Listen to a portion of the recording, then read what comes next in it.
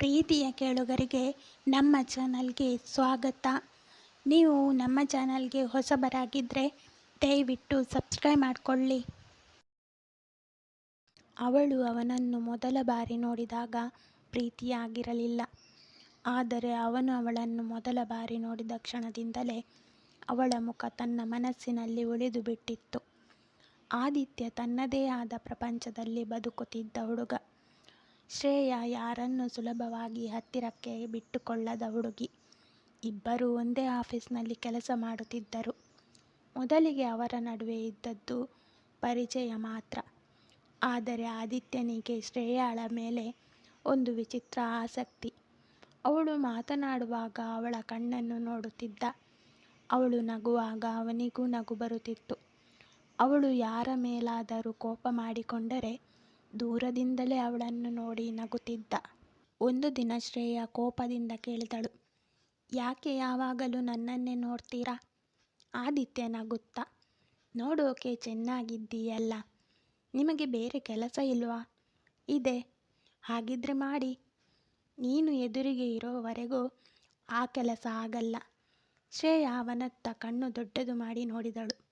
ನೀವು ತುಂಬ ಜಾಸ್ತಿ ಮಾತಾಡ್ತೀರಾ. ನೀನು ಕಡಿಮೆ ಮಾತಾಡ್ತೀಯಲ್ಲ, ಬ್ಯಾಲೆನ್ಸ್ ಆಗಲಿ ಅಂತ. ಅವಳು ನಗುವುದನ್ನು ತಡೆಯಲು ಪ್ರಯತ್ನಿಸಿದಳು. ಆದರೆ ಅವಳ ತುಟಿಯ ಮೂಲೆಯಲ್ಲಿ ಸಣ್ಣ ನಗು ಮೂಡಿತ್ತು. ಆ ನಗುವನ್ನೇ ಆದಿತ್ಯ ತನ್ನ ಗೆಲುವು ಎಂದುಕೊಂಡ. ದಿನಗಳು ಕಳೆದವು. ಪರಿಚಯ ಸ್ನೇಹವಾಯಿತು. ಸ್ನೇಹ ನಿಧಾನವಾಗಿ ಪ್ರೀತಿಯಾಯಿತು. ಒಂದು ಸಂಜೆ ಆದಿತ್ಯ ಶ್ರೇಯಾಳನ್ನು ಮನೆಗೆ ಬಿಡಲು ಬಂದಿದ್ದ.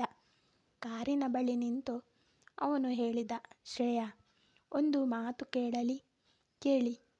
ನಾನು ನಿನ್ನನ್ನು ಇಷ್ಟಪಡ್ತೀನಿ. ಅವಳು ಮೌನವಾದಳು. ಏನು ಹೇಳಲ್ವಾ? ಯೋಚಿಸಬೇಕು. ಎಷ್ಟು ದಿನ? ಗೊತ್ತಿಲ್ಲ. ನಾನು ಕಾಯ್ತೀನಿ. ನಿಮಗೆ ನಂಬಿಕೆ ಇದೆಯಾ? ನಾನು ಒಪ್ಕೋತೀನಿ ಅಂತ. ನಿನ್ನ ಮೇಲೆ ನಂಬಿಕೆ ಇದೆ. ಶ್ರೇಯಾ ಅವನನ್ನು ನೋಡಿದಳು. ನಾನು ಒಪ್ಪಿದ್ರೆ ನಿನ್ನನ್ನು ತುಂಬ ಪ್ರೀತಿಸ್ತೀನಿ. ಒಪ್ಪದಿದ್ರೆ? ಆದಿತ್ಯ ಸ್ವಲ್ಪ ನಗುತ್ತಾ, ಆಗಲೂ ಪ್ರೀತಿಸ್ತೀನಿ, ಆದರೆ ದೂರದಿಂದ. ಅವಳ ಕಣ್ಣುಗಳು ತೇವವಾದವು. ಸರಿ ಅಂದರೆ? ನಾನು ನಿಮ್ಮನ್ನು ಪ್ರೀತಿಸ್ತೀನಿ. ಆದಿತ್ಯನ ಮುಖದಲ್ಲಿ ಮಗುವಿನಂಥ ಸಂತೋಷ. ಅವನು ಅವಳ ಕೈ ಹಿಡಿದು, ಇನ್ನು ಮುಂದೆ ನನ್ನ ಮೇಲೆ ಕೋಪ ಮಾಡಿಕೊಳ್ಳಬಾರದು. ಯಾಕೆ? ನನ್ನ ಹೃದಯ ದುರ್ಬಲ. ಹಾಗಾದರೆ ಜಾಗ್ರತೆಯಿಂದ ಇರಿ. ನೀನೇ ನೋಡಿಕೊಳ್ಳಬೇಕು. ಅವಳು ನಗುತ್ತಾ ಕೈ ಬಿಡಿಸಿಕೊಂಡು ಓಡಿದಳು. ಏನಾದರೂ ಹೇಳಿ ಹೋಗಿ ಎಂದ ನಗುತ್ತಾ. ಅವರ ಪ್ರೀತಿ ತುಂಬ ಸುಂದರವಾಗಿತ್ತು. ಬೆಳಗ್ಗೆ ಎದ್ದ ತಕ್ಷಣ ಗುಡ್ ಮಾರ್ನಿಂಗ್ ಮೆಸೇಜ್, ರಾತ್ರಿ ಮಲಗುವ ಮೊದಲು ಗುಡ್ ನೈಟ್, ಮಧ್ಯದಲ್ಲಿ ಕಾರಣವಿಲ್ಲದ ಕರೆಗಳು. ಊಟ ಆಯ್ತಾ? ಏನು ಮಾಡ್ತಿದ್ದೀಯಾ? ನನ್ನ ನೆನಪಾಗ್ತಿದೆಯಾ? ಇಲ್ಲ. ಸುಳ್ಳು. ಹೌದು, ತುಂಬ. ಅವರ ಪ್ರೀತಿಯಲ್ಲಿ ದೊಡ್ಡ ದೊಡ್ಡ ಉಡುಗೊರೆಗಳಿರಲಿಲ್ಲ, ಆದರೆ ಸಣ್ಣ ಸಣ್ಣ ಕಾಳಜಿಗಳಿದ್ದವು.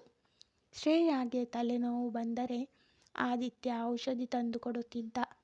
ಆದಿತ್ಯ ಕೆಲಸದಲ್ಲಿ ಬೇಸರಗೊಂಡರೆ ಶ್ರೇಯಾ ಅವನ ಜೊತೆ ಗಂಟೆಗಟ್ಟಲೆ ಮಾತನಾಡುತ್ತಿದ್ದಳು. ಅವರಿಬ್ಬರಿಗೂ ಒಬ್ಬರನ್ನೊಬ್ಬರು ಕಳೆದುಕೊಳ್ಳುವ ಭಯವಿತ್ತು. ಅವರ ಅಗಾಧ ಪ್ರೀತಿಯ ನಡುವೆ ಒಂದು ಸಣ್ಣ ಜಗಳ ದೊಡ್ಡ ಮುನಿಸಾಗಿ ಬದಲಾಯಿತು. ಆದಿತ್ಯ ಒಂದು ದಿನ ಶ್ರೇಯಾಳಿಗೆ ಕರೆ ಮಾಡುವುದನ್ನು ಮರೆತ. ಶ್ರೇಯಾ 3 ಬಾರಿ ಕರೆ ಮಾಡಿದರೂ ಅವನು ತೆಗೆದುಕೊಳ್ಳಲಿಲ್ಲ. ನಂತರ ರಾತ್ರಿ ಅವನು ಕರೆ ಮಾಡಿದ. ಹಾಯ್. ಅವಳು ಮೌನವಾಗಿದ್ದಳು. ಏನಾಯಿತು? ಏನೂ ಇಲ್ಲ. ಕೋಪದಲ್ಲಿದ್ದೀಯಾ? ಇಲ್ಲ. ಮಾತಾಡು. ನೀನು ಬ್ಯುಸಿ ಇದ್ದೆ ಅಲ್ವಾ? ಈಗ ಯಾಕೆ ಮಾಡಿದ್ದೀಯಾ? ಆದಿತ್ಯ ಅರ್ಥ ಮಾಡಿಕೊಂಡ.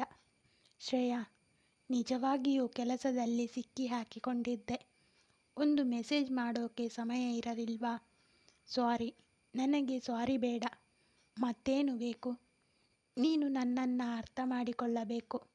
ಆದಿತ್ಯ ಮೌನನಾದ. ನಿನ್ನ ಪ್ರೀತಿಯಲ್ಲಿ ನಾನು ಯಾವ ಸ್ಥಾನದಲ್ಲಿದ್ದೀನಿ ಅನ್ನೋದೇ ಕೆಲವೊಮ್ಮೆ ಅರ್ಥ ಆಗಲ್ಲ ಎಂದಳು. ಆ ಮಾತು ಅವನಿಗೆ ನೋವು ಕೊಟ್ಟಿತು. ಯಾಕೆ ಹಾಗೆ ಹೇಳ್ತೀಯಾ? ಹಾಗಾದರೆ ತೋರಿಸು. ಅವಳು ಕರೆ ಕಟ್ ಮಾಡಿದಳು. ಮರುದಿನ ಶ್ರೇಯಾ ಅವನ ಜೊತೆ ಮಾತನಾಡಲಿಲ್ಲ. ಆದಿತ್ಯ ಕೂಡ ಅವಳನ್ನು ಒತ್ತಾಯಿಸಲಿಲ್ಲ. ಆದರೆ ಸಂಜೆ ಅವಳ ಮನೆ ಮುಂದೆ ನಿಂತಿದ್ದ. ಅವಳು ಹೊರಗೆ ಬಂದಾಗ ಅವನ ಕೈಯಲ್ಲಿ ಒಂದು ಚಿಕ್ಕ ಪ್ಯಾಕೆಟ್. ಇದು ಏನು? ನಿನ್ನೆ ನೀನು ಇಷ್ಟಪಟ್ಟ ಚಾಕ್ಲೇಟ್. ನನಗೆ ಬೇಡ. ಸರಿ. ಅವನು ಅದನ್ನು ಅವಳ ಕೈಯಲ್ಲಿ ಇಟ್ಟು, ನನ್ನ ಮೇಲೆ ಕೋಪ ಇರಲಿ, ನನ್ನನ್ನು ಬಿಟ್ಟು ಹೋಗಬೇಡ. ಶ್ರೇಯಾಳ ಕಣ್ಣು ತುಂಬಿತು. ನೀನು ಯಾವಾಗಲೂ ಹೀಗೆ ಮಾತಾಡಿ ನನ್ನ ಕೋಪ ಕರಗಿಸಿ ಬಿಡ್ತೀಯ. ಅದಕ್ಕೆ ಪ್ರೀತಿ ಮಾಡಿದ್ದು. ಅವಳು ಅವನ ಎದೆಗೆ ನಿಧಾನವಾಗಿ ಕೈಯಿಂದ ಹೊಡೆದಳು. ನೀನು ತುಂಬ ಕಾಡಿಸ್ತೀಯ ನನ್ನ. ಆದರೆ ನಿನ್ನ ಕೋಪ ಅಬ್ಬಾ ಎಂದ. ಅವಳು ನಗುತ್ತಾ ಅವನನ್ನು ನೋಡಿದಳು. ಅವರ ಮುನಿಸು ಮತ್ತೆ ಪ್ರೀತಿಯಾಗಿ ಬದಲಾಯಿತು. ಆದರೆ ಅವರ ಪ್ರೀತಿಗೆ ಇನ್ನೂ ದೊಡ್ಡ ಪರೀಕ್ಷೆ ಎದುರಾಗಿತ್ತು. ಶ್ರೇಯಾಳ ತಂದೆ ಅವಳ ಮದುವೆಯನ್ನು ಬೇರೆ ಹುಡುಗನ ಜೊತೆ ನಿಶ್ಚಯಿಸಲು ನಿರ್ಧರಿಸಿದ್ದರು. ಅವಳು ಆದಿತ್ಯನಿಗೆ ಹೇಳಿದಾಗ ಅವನು ಆಘಾತಗೊಂಡ. ನೀನು ಏನು ಹೇಳಿದೆ ಅವರಿಗೆ? ನಾನು ನಿನ್ನನ್ನು ಪ್ರೀತಿಸ್ತೀನಿ ಅಂತ. ಆಮೇಲೆ? ಅವರು ಒಪ್ಪಲಿಲ್ಲ. ಆದಿತ್ಯ ಕೆಲವು ಕ್ಷಣ ಮೌನವಾಗಿದ್ದ. ಶ್ರೇಯಾ, ನೀನು ನನ್ನ ಜೊತೆ ಬರ್ತೀಯಾ? ಅವಳು ಅವನ ಕಣ್ಣಲ್ಲಿ ನೋಡಿದಳು. ನೀನು ನನ್ನನ್ನು ಕರೆದುಕೊಂಡು ಹೋಗ್ತೀನಿ ಅಂತ ಹೇಳಿದರೆ ಬರ್ತೀನಿ. ಆದಿತ್ಯ ತಲೆ ಅಲ್ಲಾಡಿಸಿದ. ಇಲ್ಲ ಎಂದ ಗಾಬರಿಯಿಂದ. ಅವಳು ಬೆಚ್ಚಿಬಿದ್ದಳು. ಯಾಕೆ? ನಿನ್ನ ತಂದೆಯ ಮನಸ್ಸು ನೋಯಿಸಿ ನಿನ್ನನ್ನು ಪಡೆಯಲು ನನಗೆ ಇಷ್ಟವಿಲ್ಲ. ಆದಿತ್ಯ, ನಿನ್ನನ್ನು ಮದುವೆಯಾಗಬೇಕು, ಆದರೆ ನಿನ್ನ ಕುಟುಂಬವನ್ನು ಕಳೆದುಕೊಂಡು ಅಲ್ಲ. ಶ್ರೇಯಾಳ ಕಣ್ಣುಗಳಿಂದ ಕಣ್ಣೀರು ಹರಿಯಿತು. ಹಾಗಾದರೆ ಏನು ಮಾಡೋದು? ನಾನು ಹೋರಾಡ್ತೀನಿ, ಆದರೆ ನಿನ್ನನ್ನು ಕಳೆದುಕೊಳ್ಳಲ್ಲ. ಆದಿತ್ಯ ಶ್ರೇಯಾಳ ತಂದೆಯನ್ನು ಭೇಟಿಯಾದ. ಸರ್, ನಾನು ನಿಮ್ಮ ಮಗಳನ್ನು ಪ್ರೀತಿಸ್ತೀನಿ. ನಿನಗೆ ಅವಳನ್ನು ನೋಡಿಕೊಳ್ಳಲು ಸಾಮರ್ಥ್ಯ ಇದೆಯಾ? ನಾನು ಈಗ ದೊಡ್ಡ ಶ್ರೀಮಂತನಲ್ಲ. ಹಾಗಾದರೆ ಹೇಗೆ ನೋಡಿಕೊಳ್ತೀಯಾ? ಆದರೆ ನಿಮ್ಮ ಮಗಳು ನಗುವಂತೆ ಮಾಡುವ ಸಾಮರ್ಥ್ಯ ನನಗಿದೆ. ಅವಳು ಕಷ್ಟದಲ್ಲಿದ್ದಾಗ ಅವಳ ಜೊತೆ ನಿಲ್ಲುವ ಮನಸ್ಸಿದೆ. ಶ್ರೇಯಾಳ ತಂದೆ ಮೌನವಾಗಿದ್ದರು. ಆದಿತ್ಯ ಮುಂದುವರಿಸಿದ. ನಿಮಗೆ ನಾನು ಇಷ್ಟವಾಗದಿದ್ದರೂ ಪರವಾಗಿಲ್ಲ, ಆದರೆ ನನ್ನ ಪ್ರೀತಿಯನ್ನು ಪರೀಕ್ಷಿಸಿ ನೋಡಿ. ಕೆಲವು ದಿನಗಳ ನಂತರ ಶ್ರೇಯಾಳ ತಂದೆ ಆದಿತ್ಯನನ್ನು ಮತ್ತೆ ಕರೆಸಿಕೊಂಡರು. ನಾನು ಒಂದು ವಿಷಯ ಅರ್ಥ ಮಾಡಿಕೊಂಡೆ. ಆದಿತ್ಯ ಮೌನವಾಗಿ ನಿಂತ. ನನ್ನ ಮಗಳಿಗೆ ಬೇಕಾಗಿರುವುದು ದೊಡ್ಡ ಮನೆ ಅಲ್ಲ, ಅವಳನ್ನು ಅರ್ಥ ಮಾಡಿಕೊಳ್ಳುವ ಒಂದು ಜೀವ. ಅವರು ಅವನ ಕೈ ಹಿಡಿದರು. ನೀನು ಅವಳನ್ನು ಚೆನ್ನಾಗಿ ನೋಡಿಕೋ. ಆದಿತ್ಯನ ಕಣ್ಣಲ್ಲಿ ನೀರು ತುಂಬಿತು. ಅದ್ದೂರಿಯಾಗಿ ಮದುವೆ ಸಿದ್ಧತೆ ನಡೆಯಿತು. ಮದುವೆಯ ದಿನ. ಶ್ರೇಯಾ ಮದುವೆ ಮಂಟಪಕ್ಕೆ ಬಂದಳು. ಆದಿತ್ಯ ಅವಳನ್ನು ನೋಡುತ್ತಲೇ ನಿಂತಿದ್ದ. ಅವಳು ನಿಧಾನವಾಗಿ ಅವನ ಬಳಿ ಬಂದು ಕೇಳಿದಳು, ಏನು ನೋಡ್ತಿದ್ದೀಯಾ? ನನ್ನ ಜೀವನದ ಅತ್ಯಂತ ಸುಂದರ ತಪ್ಪನ್ನು. ತಪ್ಪಾ? ಹೌದು. ಏನು? ಮೊದಲಿಗೆ ನಿನ್ನನ್ನು ಪ್ರೀತಿಸಿದ್ದು ತಪ್ಪು ಅಂತ ಅನಿಸಿತ್ತು. ಶ್ರೇಯಾ ಅವನತ್ತ ನೋಡಿದಳು. ಆದಿತ್ಯ ನಗುತ್ತ. ಆದರೆ ಈಗ ಗೊತ್ತಾಗಿದೆ, ಅದು ನನ್ನ ಜೀವನದ ಅತ್ಯಂತ ಸರಿಯಾದ ನಿರ್ಧಾರ ಎಂದು. ಶ್ರೇಯಾಳ ಕಣ್ಣಲ್ಲಿ ಸಂತೋಷದ ಕಣ್ಣೀರು ಹರಿಯಿತು. ಆದಿತ್ಯ ಅವಳ ಕಣ್ಣೀರು ಒರೆಸಿ ಹೇಳಿದ, ನನ್ನ ಮೇಲೆ ಇನ್ನು ಮುಂದೆ ಕೋಪ ಮಾಡಿಕೊಳ್ಳಬಾರದು. ಮಾಡ್ತೀನಿ.